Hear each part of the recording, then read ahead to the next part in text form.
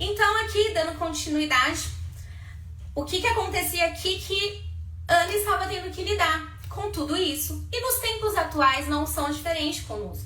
Às vezes nós enfrentamos dilemas na nossa família, na nossa atualidade, né? Na nossa família, na escola, nos nossos projetos. Nós temos esses dilemas. E o fato de não saber lidar com eles, muitas vezes isso nos leva a uma enfermidade na alma.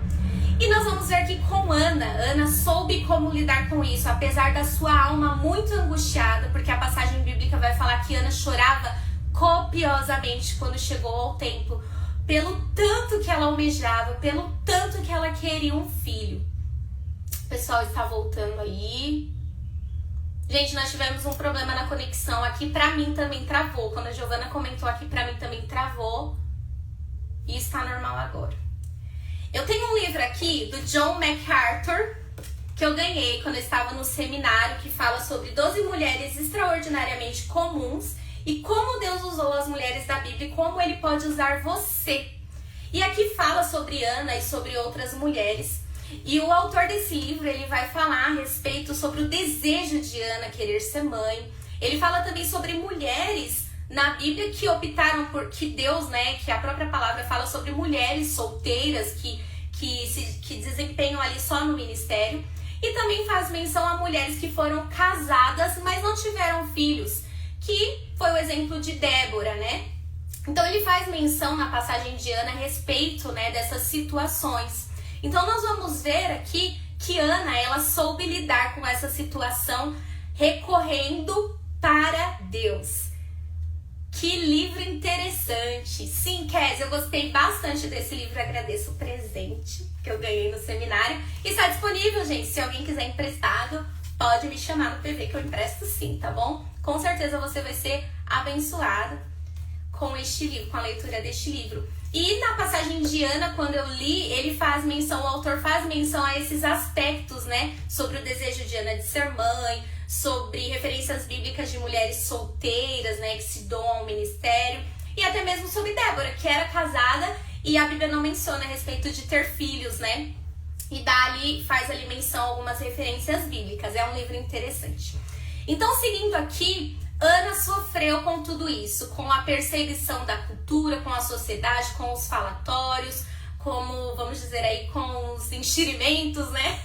As pessoas se envolvendo na vida dela. Então ela estava refém de tudo isso. E ela teve que lidar com isso. Ai, Jason, ó o Jason aí, você devolve os livros? Eu devolvo. Eu tenho que devolver um do Jason que eu peguei emprestado. Obrigada, amigo. Então, Ana teve que lidar com tudo isso, gente. Indo para o segundo ponto da lição aí, Ana agradece Ana roga a Deus que lhe dê um filho. Deuteronômio vai falar que os homens de Israel, na cultura exigia-se, né, o próprio Deus, né, ordenou aos homens de Israel que fossem ao templo 3 vezes, né, celebrar as festas ali anuais. Então, quando a passagem bíblica, quando nós lemos que fala que Eucana e sua família iam uma vez ao templo, não é que necessariamente eles iam ao templo apenas uma vez, né, no ano, não era bem isso. Mesmo porque em Deuteronômio nós vemos que exigia-se que eles fossem 3 vezes pelo menos ao ano, que era o momento de celebrar as festas ali, né? Deuteronômio 16 vai falar sobre as festas, e eles iam ali dar os seus sacrifícios, agradecer a Deus por tudo aquilo que Deus tinha feito. Então, lembrando que a família de Eucana, Ana, Penina, seus filhos, eles eram tementes a Deus. Eles faziam votos ao Senhor, eles obedeciam à lei de Deus e eles se importavam em ir ao templo. Então, quando eles foram ao templo em uma dessas festas, Ana, muito angustiada, Ana já não comia mais, porque essas questões exteriores, como nós falamos da água do barco que estava entrando a ponto de naufragar ali, a ponto de afundar o barco, essas questões mexiam tanto com Ana ao ponto de deixá-la enferma e angustiada na alma. Ana não queria mais nem comer. Ana não conseguia nem comer. A Bíblia vai nos falar a respeito disso. Então Ana, quando chega no templo, ele está ali na frente do templo E Ana chega ao templo, todos estão celebrando, né, a festa, fazendo os seus sacrifícios. E naquela época, cerimonialmente falando, né, até mesmo o sumo sacerdote ele estava acostumado com essas questões. As pessoas chegavam de forma expressiva, falando alto, orando ao Senhor. E Ana, ela chega ali angustiada, orando, mexendo apenas os lábios e chorando copiosamente diante da presença de Deus. E o sacerdote Eli, diante desse fato incomum, o sacerdote Eli fala assim: mulher, você está embriagada? Você precisa parar de tomar vinho. Pensa, dentro do templo, a mulher com esse problemão, mas lembrando que o profeta Eli, ele já estava enfrentando um grande problema em sua casa com seus filhos Hofni e Finéias, que tinha ali um sacerdócio maligno. E Eli, ele já não estava mais tão sensível espiritualmente falando. Então ele estava mais apegado a questões cerimoniais. Hofni e Finéias seduziam as mulheres do templo, então o que nos leva a entender que muitas mulheres que estavam ali no templo também não levavam Deus a sério. Então, como ele estava acostumado a essa rotina, né, a ver esse tipo de comportamento dentro do seu próprio lar e dentro do templo, provavelmente ele achou que, né, Ana deve ser uma doida, ela está embriagada. Mas não. Pois é, Mari, coitada de Ana. Mas depois Ana faz uma canção maravilhosa a Deus, porque o choro dela se tornou em riso. Então aqui Deus ouve o clamor de Ana, a sua alma batida e angustiada. Perceba que Ana não chegou falando para o sumo sacerdote Eli dos seus problemas. Ela não chorou para Eli, mesmo o reconhecendo como sacerdote. Ela não chorou para Eli. Ela foi aos pés de Deus, o que demonstra fé, respeito e temor a Deus. Ela sabia em quem ela cria. Ela sabia que Deus poderia fazer algo por ela. E ela escolheu chorar aos pés do Senhor. Então, mediante as circunstâncias, mediante a falatórios, coisas que afligem a nossa alma, o nosso socorro vem do Senhor. Escolha se achegar para Deus. Muitas vezes nós não teremos a resposta que nós queremos, mas nós teremos uma resposta, porque Deus fala conosco. É impossível nós chegarmos diante de Deus em oração e nós não sairmos da presença dele sentindo paz ou tendo alguma resposta, seja ela um sim, um não, um espere, muitas vezes até o silêncio, onde nós temos que aprender a lidar com ele. Mas nós saímos da presença de Deus com paz, aprendendo mais a respeito dos frutos do Espírito. Então o nosso socorro vem do Senhor, se achegue para Deus. E aí aqui adiante, derramando a minha alma. A forma como Ana fez foi tão incomum que o próprio sacerdote ali, né, chega nela e fala assim: mulher, você está embriagada. E Ana, muito sensata, ela fala para ele, ela fala: não, meu Senhor, eu estou me derramando em adoração. Tá no verso 15, eu vou ler para vocês o que ela diz. Ela diz assim: Ana respondeu: meu senhor, não bebi vinho nem outra coisa mais forte. Eu estava derramando meu coração diante do Senhor, pois sou uma mulher profundamente triste. Então Eli responde para ela: sendo assim, veja como que Eli estava aqui, né, insensível espiritualmente. E ele fala assim: sendo assim, vá em paz e Deus lhe conceda a tua petição. E perceba que é importante nós estarmos atentos aos sinais, porque nós ouvimos coisas ruins muitas vezes, mas nós também podemos receber palavras proféticas a respeito de situações que estamos procurando resposta. E Ana, a palavra vai dizer que depois dessa passagem, dessa palavra do profeta, do sumo sacerdote Eli para ela, o semblante dela mudou. Mas por que mudou? Porque ela estava satisfeita em chorar copiosamente diante de Deus.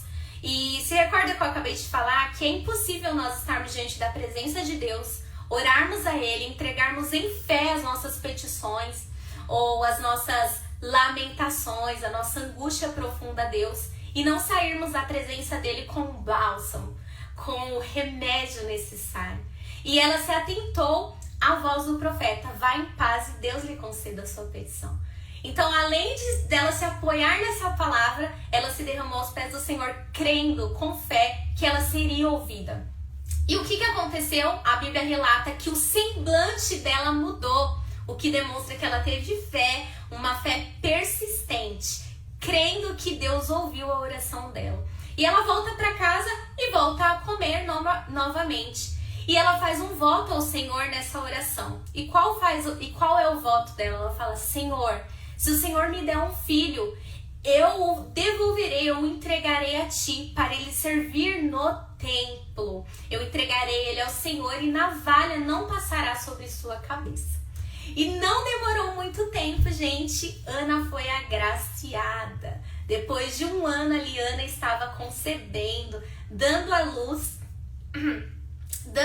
a Samuel. E nós temos conhecimento de quem foi Samuel. Samuel foi um dos maiores juízes, né, que Israel teve, o último juiz, inclusive. Samuel foi quem ungiu o rei Davi. E ele ali, né, no tempo do Antigo Testamento, ele foi ali comparado, né, sendo tão grande quanto Moisés. E nós vemos que Samuel, ele fez totalmente diferente como um juiz, como um sacerdote de Deus. Ele obedeceu tudo aquilo que Deus, né, lhe ordenava. Olha só que presente que Deus deu a Ana e que bênção que ela recebeu. Então, continuando aqui, a fidelidade de Ana. Ana conversando ali com seu esposo Elcana. Os primeiros anos do menino Samuel foi com a mãe até ele desmamar. Então, os primeiros princípios a respeito de Deus, a respeito de sua família, de sua conduta, de seus princípios foram dados por Ana a Samuel. E ela, em comum acordo com o marido, falaram: olha, quando você ver o momento melhor de cumprir o seu voto, nós vamos ao templo. Apresentar o menino, né, no templo para você cumprir o seu voto. E Ana falou: vamos aguardar o menino desmamar. Então, ali por volta dos 3 anos de idade, Samuel é levado ao templo. Então, Ana cumpre o seu voto. Ana é fiel a Deus. Verdade, Tiago, a espera de Ana com fé valeu muito a pena. Valeu muito a pena porque isso não fez diferença só na vida de Ana, mas na vida de toda uma geração, né, de pessoas que precisavam ouvir sobre as leis de Deus. Verdade, a fé de Ana é impressionante. E que nós venhamos ter essa fé e entender, né, e aceitar essa grandeza de Deus na nossa vida. Então, Ana foi fiel a Deus, entregando o menino no templo. E a canção de Ana. Quando Ana leva o menino ao templo, né, para apresentar a Eli, ela fala com o profeta ali, Eli: olha, eu vim trazer o menino para apresentar no templo. E fala que ele ficará lá no templo porque ela fez um voto ao Senhor, que por este menino ela orava há muito tempo e Deus lhe concedeu a sua petição. Perceba que o pedido de Ana não foi um pedido egoísta. Ela queria muito um filho. Pensa que para uma mãe que quer muito um filho, ela só vai ficar com o filho uns 3 anos ali, amamentar e entregar ao templo. E Eli teve a oportunidade de ensinar Samuel e ver algo diferente acontecendo ali com Samuel, diferente do que aconteceu com seus filhos Hófni e Finéias. Nós não vamos tratar sobre isso nessa lição, mas nós vemos em Hófni e Finéias ali, né, na família de Eli, um sacerdócio maligno, mas na vida de Samuel foi diferente. E Eli teve a oportunidade de ensiná-lo, de instruindo, e vendo Samuel crescendo em graça e obedecendo tão jovem a voz de Deus, diferente de seus filhos, né? Então Ana faz uma canção ao Senhor. E essa canção de Ana também é uma canção messiânica, porque ela faz menção a uma salvação vindoura. Nessa canção que Ana faz, nós percebemos que ela eleva a Deus. Ela inicia a canção dela falando: o meu coração exulta no Senhor. E nessa canção ela demonstra o temor que ela tem a Deus e o reconhecimento da grandeza dele. O que nos mostra que Ana era temente a Deus, que sua família era temente a Deus e que Ana conhecia a Deus. Tanto é que de forma muito, encantada, encantadora, ela demonstra ali no tempo essa atitude de fé em adoração. Ela não abriu a voz dela como era costume.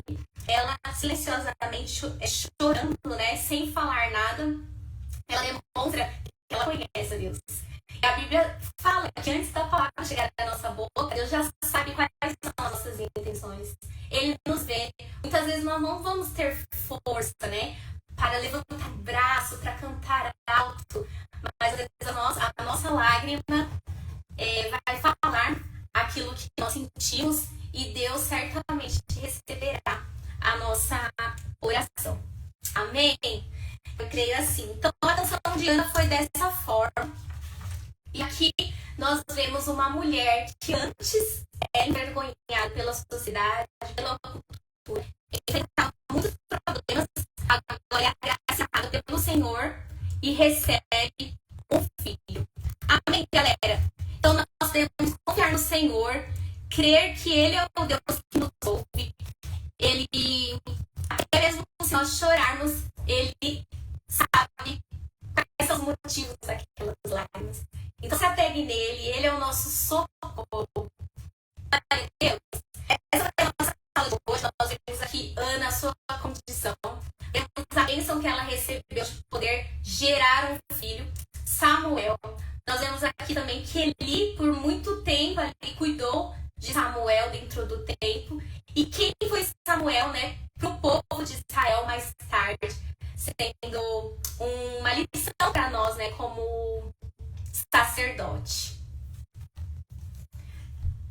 Começou a trabalhar, galera. Mas nós finalizamos. Glória a Deus. Nós vamos voltar para o culto.